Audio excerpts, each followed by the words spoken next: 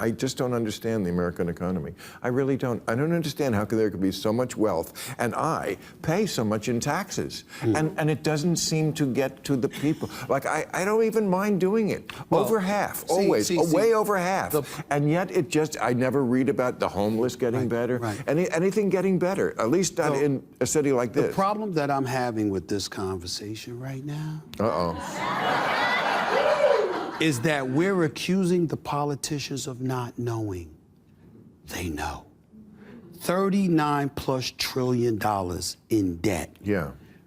You can't pay TSA workers $1 billion over the last month, but you could spend $800 million to $2 billion a day. And somehow, some way, you find that money to finance a war. You knew you had the damn money. You knew where it was. You knew how you wanted to allocate it, and you knew you didn't want it to go to the American people. That ain't ignorance, that's viciousness. That's cruelty. That's not thinking about the American public. You see, when we sit up here and we talk about aspiring politicians and all of that stuff, you know how you win an election right now? All you gotta do is look the people in the face, be straight up with them, and let them know you about them. You got a shot. That's all you got to do. These politicians know. They know where the money is. They know how to get some of it, too. Because Marjorie Taylor Greene came into office. She was worth a couple of $100,000, according to the reports. How the hell you leave departing and you worth $25 million? Where'd it come from? I work every day. I make a pretty good salary. I ain't making $25 million. Working on Capitol Hill with a salary that's less than $400,000 by accident, somehow, some way, lobbyists up on Capitol Hill, you vote in one way or another, making sure that you assuage their concerns and appeal to them and all of this other stuff. And in the meantime, you getting paid, but the American people ain't. That ain't an accident. How do you really feel? That ain't an accident. They know what they're doing. They know what they're doing. They just haven't been called on it. But stay tuned. Let me ask you something real quick. How is that the United States government can send billions of dollars overseas, fund wars, print money out of thin air, and somehow always find the money for everything else? But when it comes to the American people, suddenly we're broke. Suddenly there's nothing left. That doesn't make sense. And more people are starting to wake up to that reality. And what you're about to see is actually a really interesting moment that you guys actually did see. But we're about to have more interesting moments because this isn't coming from your typical conservative commentator. This is happening on Bill Maher's show, as you guys seen, with Stephen A. Smith sitting there calling out politicians directly on both sides. And honestly, that's what makes this clip worth paying attention to. Because when people who don't always align politically start pointing out the same problem, you know there's something real there. Now, Stephen A. is basically saying what a lot of Americans have been thinking for a long time. He's looking at the economy, looking at the taxes we pay, looking at the national debt, which is now over $39 trillion, and asking a very simple question. Where is all the money actually going? Because it's clearly not fixing homelessness, it's clearly not improving cities, and it's clearly not making life easier for the average American. And then he takes it a step further by pushing back on this idea that politicians are just out of touch or don't understand. But no, his argument is that they do understand. They know exactly what they're doing. They know where the money is and they know how to allocate it. And more importantly, they know who they are choosing not to prioritize. And that's where the conversation starts to get uncomfortable. He even brings up something that a lot of people on both sides have noticed, how politicians go into office making relatively modest salaries and somehow walk away as millionaires. And while he mentioned Marjorie Taylor Greene specifically, let's be honest, this isn't a one-party issue. This is something you see across the board in Washington, D.C. And it raises a bigger question about influence, lobbying, and who these politicians are really working for. So the clip isn't just about one person or one party. It's about a system that a lot of Americans are starting to lose trust in. And whether you agree with everything he says or not, the frustration behind it is very real. All right, so hit the like button, share the video, subscribe to the channel. And now I want you guys to check this out. There was one viewpoint that came out after he started this war with Iran. I mean, there's one guy, John Fetterman, who I can think of, who has dissented from the Democratic Party line. Is that really the case, that really there's only one person in the whole party who thinks differently? You all miraculously came to the exact same conclusion about Iran? I think it's different than that because, you know, I'm a former CIA officer. I did 3 tours in Iraq. And so I have no love lost for the Iranian government. I mean, the Iranian leadership, you know, killed friends of mine with rockets and mortars and IEDs. But that's different from just running headlong into a war without being able to articulate your goals and how you're going to get out of See, it. that's the Democratic talking point I hear all the time, and I don't know if it's true. I think they were planning to say that whether he did it or not, and then he did it, and they just kept saying it, even though they did say many times, okay, we found out that they're very close to the bomb. I mean, that's what came out in the negotiations, that they were bragging that they were like weeks away from having enough to make 11 bombs. Yeah, It's pretty clear. But look, I can say very openly, as a national security person, we have for sure degraded their nuclear capabilities, for sure degraded their ballistic missile capabilities. Important things in terms of the Iranian government. But until the Strait of Hormuz is open, you literally just can't say that we've won this war when another country has a veto over what ship goes in and out. So I don't think No, but it's a month old. It's a month old, but we're sending in ground troops into that theater. We're not there yet, but yeah. Well, they're moving into the Middle East. They're not on the ground yet. Yes. Okay, but he's announced that they're going. All right, family. Now, before we get to that, and on Bill Maher sitting there pressing a Democrat as they talked about the Iran and Iranian government and things like that, I wanted to get to that first clip because I was thinking, right, as they were talking about the Iranian war or the Iran and, the whole operation with President Trump and the Iranian government regime.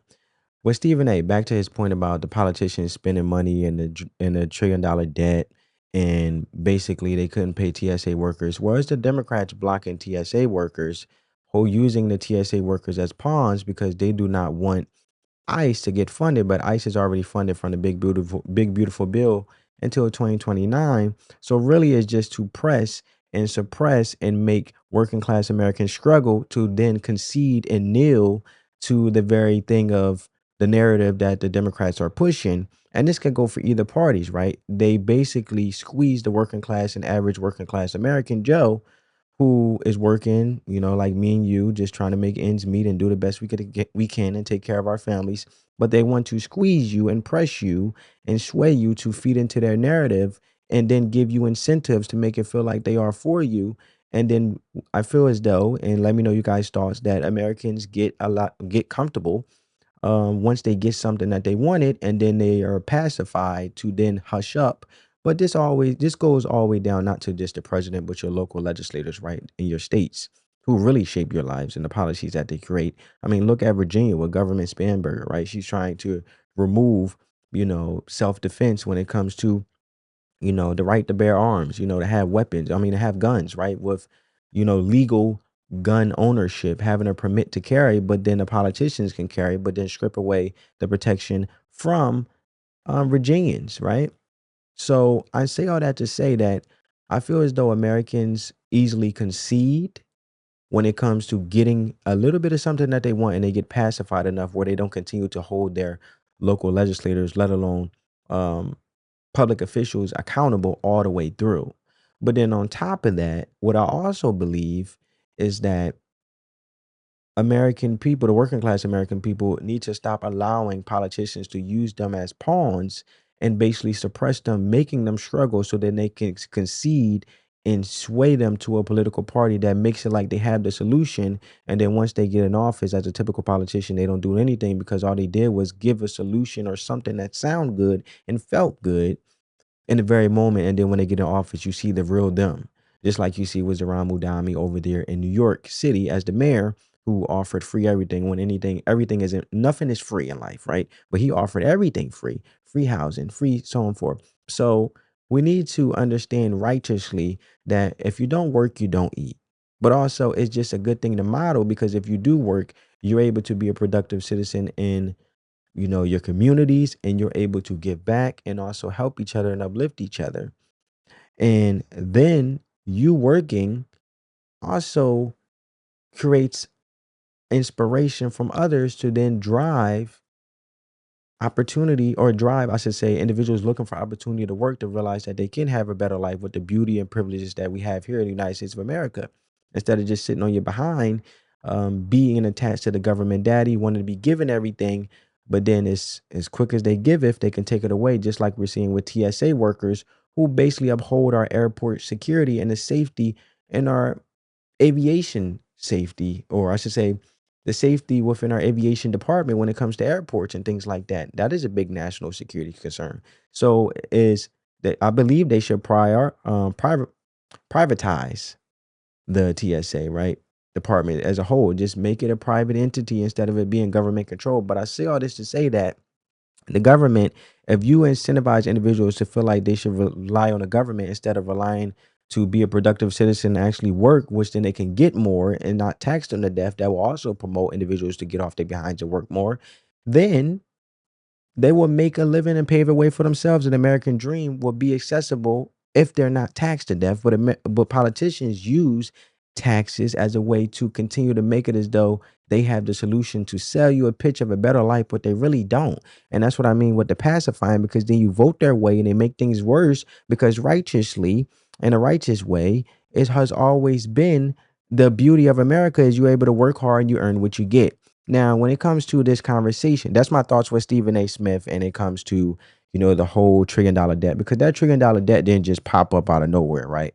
It happened over time. So you have to realize politician after politician after politician, it just have snowballed. But us as American citizens should continue to pressure and hold these individuals accountable to the fullest extent, and not just get a warm cookie and then shut up, right? So now this is where the conversation, like I said, with the Bill Maher is sitting there pressing the Democrat on something that honestly doesn't get asked enough. Why does it seem like everybody in the Democrat Party suddenly has the exact same opinion in the moment something like this happens?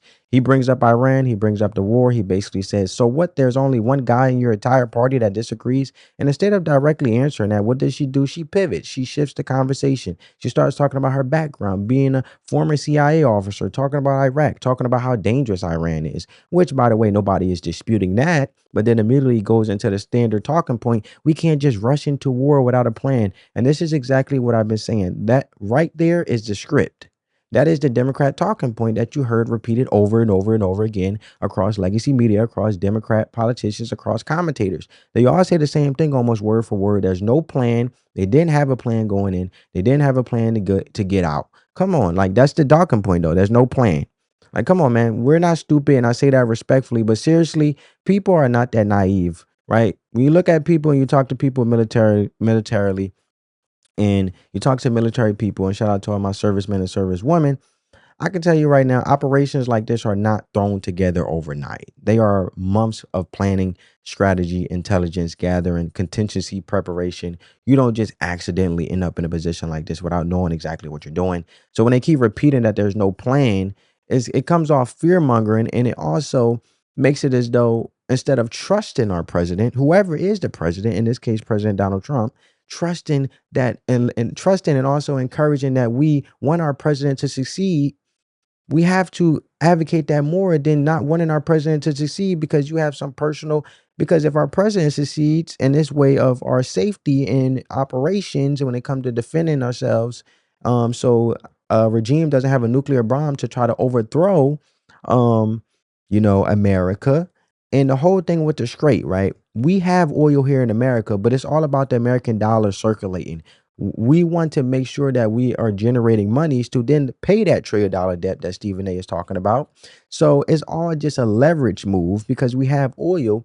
But the thing is, with Russia and Iran, they want to basically overthrow the American dollar and the value that America brings by continue to bring up the value within their own currency, where then they don't have to buy into resources from America anymore, which then makes us not have the dollar circulating where we could be bringing more money in as a country, just like Donald Trump did, for example, with the tariffs. Like, hey, you're not going to keep, taking advantage of America and sending the money back to your countries. America is closed for shop. We have to take care of our own, and we have to have the dollar circulating to invest back into America as well. Not just you guys taking advantage of us in our big consumer market, as we have the control and we have the biggest population, in the world, and you just make money off us, and then you go back and then you just sitting here making infrastructure to create a bomb to overthrow us, right? So it's all about keeping the American dollar circulating up and upholding it, because then they're trying to discredit our money so they don't need us anymore, and then we don't have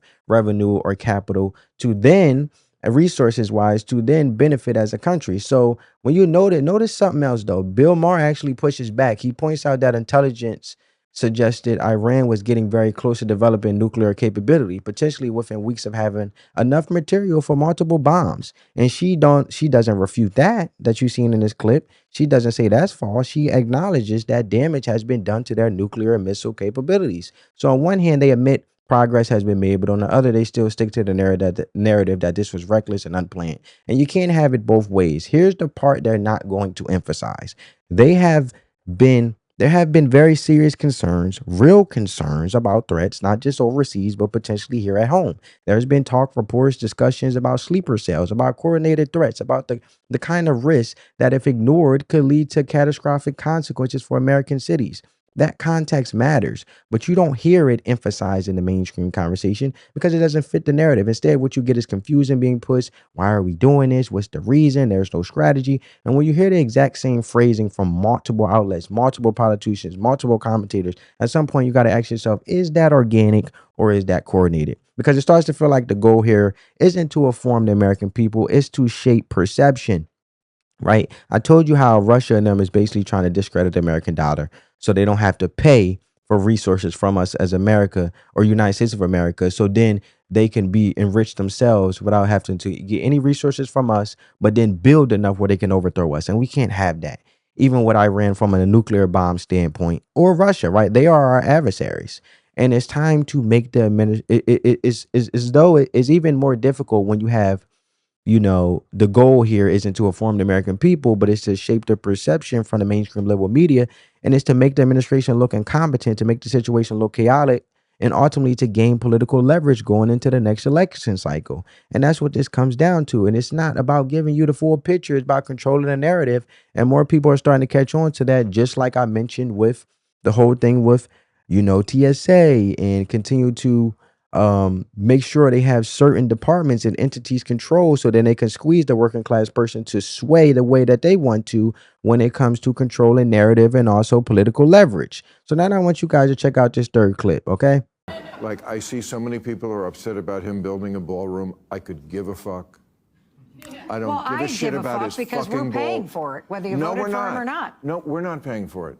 It's private. First of all, even if we did, Well, it's could already not. bulldozed, so anytime you And- spend burning up about it, it's already happened. You have to decide what are you going to do in response to it. And it's like not the thing I want to concentrate on. There Okay, are so that's the many point. bigger things That's the that point. that are consequential that I don't like him doing. And they tried to gin everybody up about, well, they're knocking down the White House. They've changed the White House before. And the White House does actually need a ballroom. We're a big country.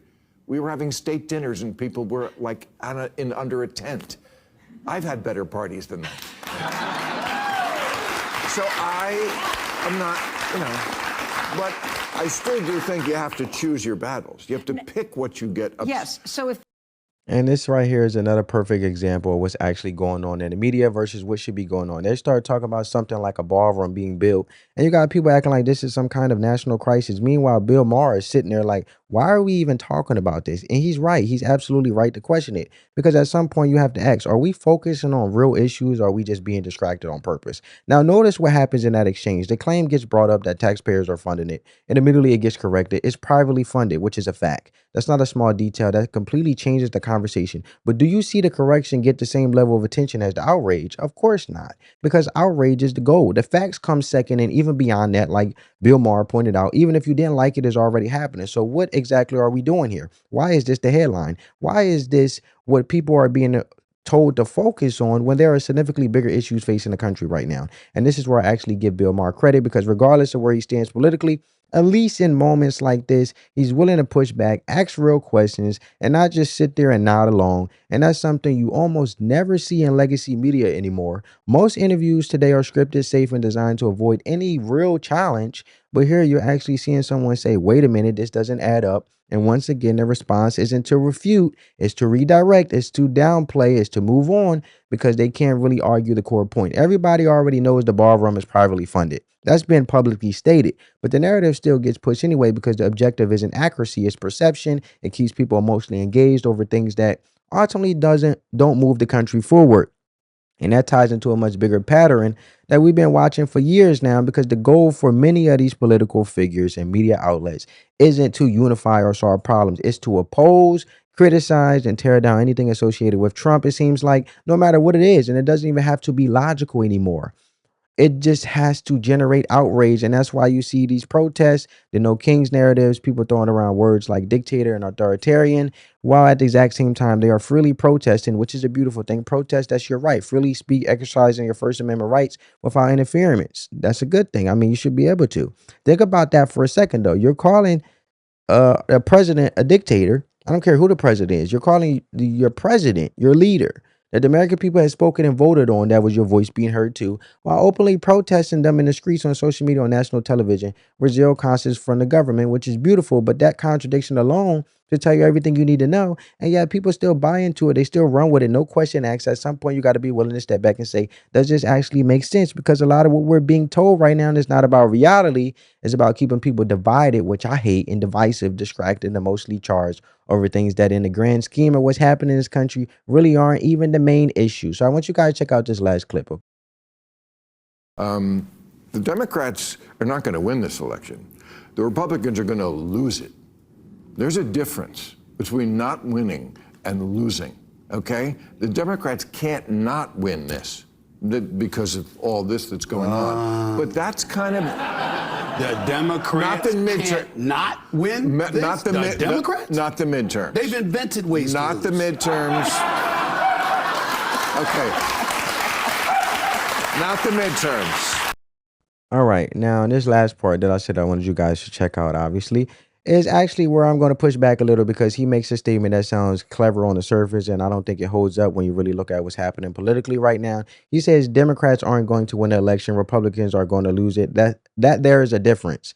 I get the point he's trying to make. He's basically saying Republicans could fumble the opportunity. And look, at a certain extent, that's always possible in politics. Nothing is guaranteed. But to say Democrats can't lose this because of everything going on, I don't agree with that at all. In fact, I think the exact opposite case can be made when you look at the amount of material, the amount of messaging, and frankly, the amount of self-inflicted damage we've seen coming from the Democrat side just in the first few months of this year alone. They have handed Republicans content on a silver platter, clip after clip, moment after moment, that can be really turned into campaign ads, especially as we start getting closer to midterms.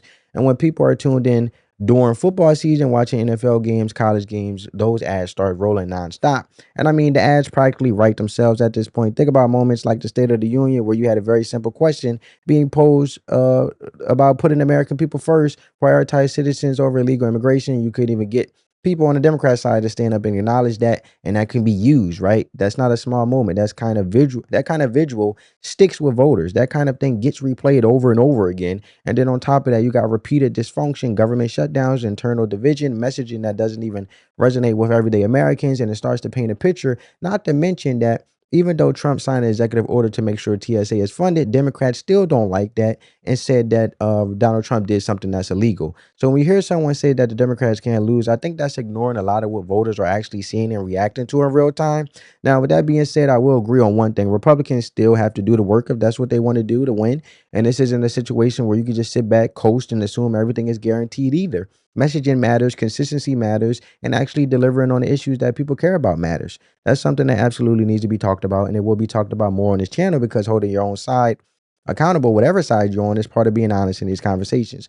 But overall, when you look at the direction things are heading, when you look at the contrast that's being created, Republicans seem to be in a stronger position than what he's saying, especially if conditions in the country continue to improve in the next quarter of the year. And if Democrats continue down the same path, continue to push narratives that don't line up what people are experiencing in their daily lives, continuing to double down on positions that are out of touch, they're going to keep hurting themselves politically.